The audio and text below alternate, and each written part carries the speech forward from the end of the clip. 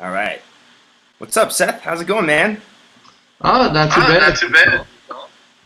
Good, good. Thanks for joining us here today. I'm really excited to have you on. You're the man, the myth, and what I call the king of chit. And I'm sure people will get that as we go on and you explain your story a little bit more. But thank you so much for jumping on this. Yeah, Yeah, absolutely. No, I absolutely. really Really appreciate appreciate the the time time and and being part being of part of this. this. Cool, man. So let's just jump right into it. Why don't you tell everybody and tell us a little bit of your backstory, who you are, and how did you get to the point where you are today? Yeah, Yeah, so so I I actually actually went went to to school school for for entrepreneurship. entrepreneurship. So it's So something I something I knew I knew I always always actually actually wanted to wanted get to get into. into. At the At time, the time, didn't didn't know know the route exactly. exactly. Much of my Much of my life life. was actually very anti-technology. Um, But I guess what kind of happened is I want to finish up my entrepreneurship program, and I went on to finish up my master's in management. And I did a year of my master's, and I was actually planning on going the corporate route with everything for a few years, saving up and getting into business as I kind of found my way. And did a year of my master's, and just realized that that just was not going to happen for me. It just what there was just no appeal to it. I just knew I would have been miserable for 3 years. I'm just the type of person where I'll go through some struggle and some hard times. If it's, for the betterment, I guess, of my long-term well-being. So I left school after about a year of working on my master's, and then, yeah, just kind of decided to just grind and find my way. And I knew I was willing to outwork other people that I didn't necessarily have the name recognition with or anything like that. So I just started my own small business private consulting firm, and literally just took any kind of a job I could get initially, whether it was just anything from doing business plans to helping to create franchise models. I helped create private labels, nutritional supplement line, pretty much any kind of work I could get my hands on, and just kind of built up, my portfolio. And then, as a result of working with a lot of small business owners, is actually where my inspiration for Chitter came.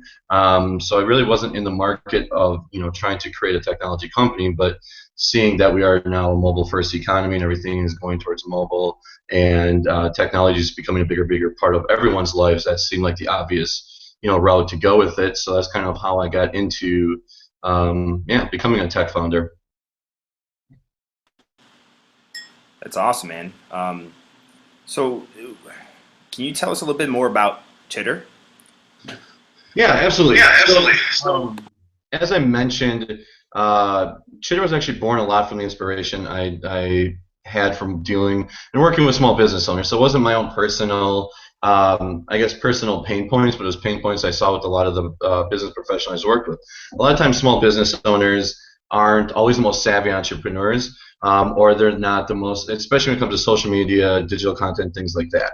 A lot of them, they get into the entrepreneurial world because of a passion or a trait, and that's the obvious way to go with everything. So I saw this pain point of either having to put a lot of time and diligence, because social media can be really powerful and beneficial, but it does require continued diligence. It's nothing you can do here and there. It's kind of an all or nothing type of thing. And on the other hand, if they wanted that, most of the time they would have to pay for those outside services. So I just wanted to create a mobile platform, again, because we're a mobile first economy now, that basically brought businesses, at the time it was all small businesses, and their consumers together, where it gave brands an opportunity to have their own consumer base push content to their social media for them. And that's kind of the core concept behind it, is that we're connecting consumers with the brands, with the businesses that they shop with and they want to engage with. They act as consumer advocates, brand ambassadors, by pushing positive content to their social media, acting as an advocate or ambassador for the brand, and they're also incentivized for it or rewarded for their advocacy in engaging with the brand. So it's really about building relationships and bringing the consumer and the brand together via a mobile platform, because that's where our society is kind of geared towards. So it's kind of bringing marketing. We're not necessarily an app; it's more of a marketing technology that engages consumers and is just delivered via a mobile app, as we continue to move toward this mobile first and eventually mobile only economy. Yeah, absolutely, man. That's I absolutely love Chitter. I think it's the one of the smartest concepts because you really what you're from my point of view, you're really leveling the playing field for everybody out there. The average person who, even if they have 15,000 followers, they're not getting paid like a Kim Kardashian or any of those celebrities who are essentially, they get paid to promote things through their Twitter account or their social media accounts. And so you guys have really leveled the playing field and allowed people like myself, yourself, to go out there and essentially get some type of currency back for promoting these brands that normally we would in the first place. Yeah, absolutely. Yeah, absolutely. And that's kind of been the focus. And our continued focus forward is creating this, is constantly evolving this concept of social currency. It's a concept we're all aware of, but actually making it something more tangible. And because everyone has social influence. Again, as you mentioned, Kim Kardashian. It doesn't matter if you have 10 followers on Twitter, or if you're a Kim Kardashian and you have however millions of followers, she happens to have. We all have certain levels of social influence, and right now we're rewarding them for that social influence. So we're just continuing to take it to another level by actually creating this currency that actually appropriates the actual amount of social influence with every single time you post, so that everyone is basically rewarded for their social influence by default, just as a Kim Kardashian or anyone else in the world that does it has a much more prominent social following. So as you said, we're very much so trying to actually create a perfect system for awarding or rewarding, our true social influence, because we all have it. That's great, man. Yeah, you're absolutely right, because we do all have that, and that's fantastic. How are things going with Chitter? Things are great. Everything's moving pretty quickly. I guess probably the biggest thing now is actually a very major implementation in Africa. Africa as a whole is by far the most emerging mobile market on the planet. It actually has some of the fastest growing countries in the world as far as economy and mobile infrastructure. So we've actually teamed up with Sawtell Nigeria and MTN. Sawtell Nigeria is the largest mobile services provider in Nigeria, which is the wealthiest, largest nation in Africa, even more so than South Africa now. And MTN is the largest services provider in all of Africa. So basically, what we're going to do is Chitter is going to be implemented on, eventually, the plan is all of their devices, which would actually put us on about 100 million devices in Africa, and actually make Chitter the largest mobile consumer app in all of Africa.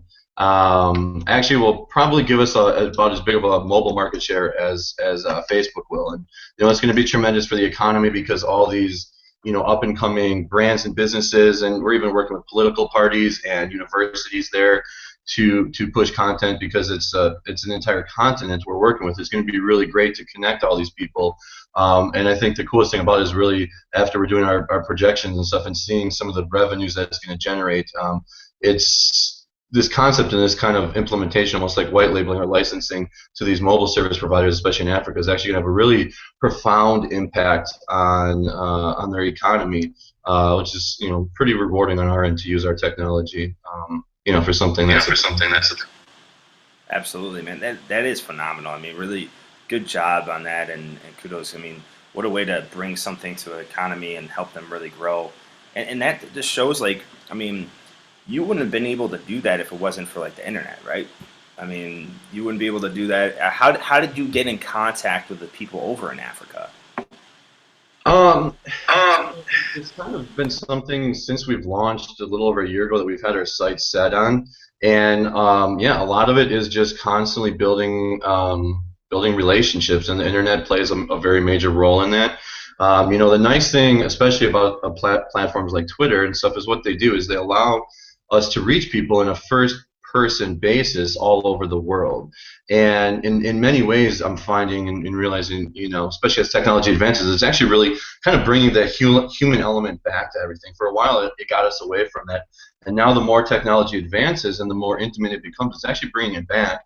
But now we're in this like easily accessible global marketplace. So much of it's really just been building relationships through personal connections, leveraging that through the internet, and just kind of establishing everything and strengthening everything, and then you just kind of start to build upon these degrees of separation, so to speak, as it goes. And it's pretty incredible where things can really kind of take themselves. That's fantastic, man. Well, again, great job on that. Excited to see how things progress on that end. And man, you guys are gonna be this. You guys are gonna be competing against Facebook on a mobile share in Africa. Wow, that's. Yeah, How do you feel about that? What really like right what? now, so much, work going into it. I think my head's been constantly spinning for the last month or so as we try to get this into place because it's, a couple of weeks probably. So it's all just kind of like something that's far out in the distance, and you deal with it and it's happening, but still kind of that surreal thing that you really can't touch it yet. I think until it actually happens. So it'll still take some time to sink in, but yeah, it really is. It's pretty incredible and exciting to be, part of something like that. So very excited. I mean, you're literally changing the world right there. So. Well, I do appreciate it. I'll continue to do my small part. Good. Thank you, man. So just to wrap up with a few things, two questions. First, what's your favorite thing? My favorite thing? Yeah, could be anything. My favorite thing, wow, I would have to say actually my boiling kettle for my home brewery. It's kind of, I'm so inundated with work and it's crazy. My relationship with my girlfriend suffers and everything, and she's a rock star about it. And ironically, one of the things we do together is we brew beer, so it brings us together. And it's such an awesome passion of mine that it's really cool just kind of having that experience at home and making this really incredible kind of craft beer and stuff like that. So I guess if you want to get far out there with it, it's kind of there's more symbolism to my beer kettle because of the way it kind of brings me together with my girlfriend. That gives me a momentary escape from everything else that's going on in the world. Well, good answer. I thought for sure you were going to say comb because of that hair. Phenomenal. Every time. A lot of times Yeah, man, you are literally one of the most interesting people I know. Not only are you like changing the world with your app, but you also brew beer. Like, you're my hero. I literally. So Thank you. cool. Last thing here. Last question. Why are you so excited about the Chirp Chirp event? Again, I think it kind of touches on what I spoke about earlier as far as just the power of Twitter.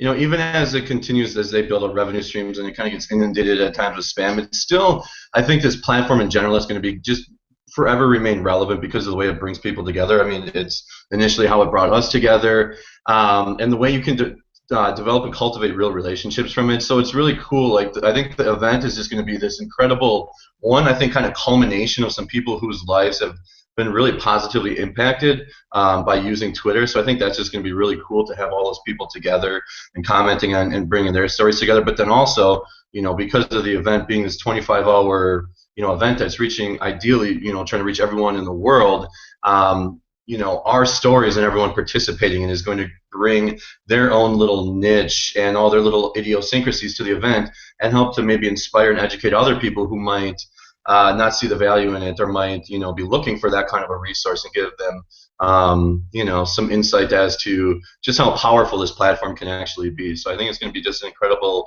kind of gathering of some really cool stories, really cool people, and then just the way it's going to impact and influence other people and provide insight for them, I think is just going to be, all in all, just a very, very, very cool thing. So, congratulations on your end. Thank you, man.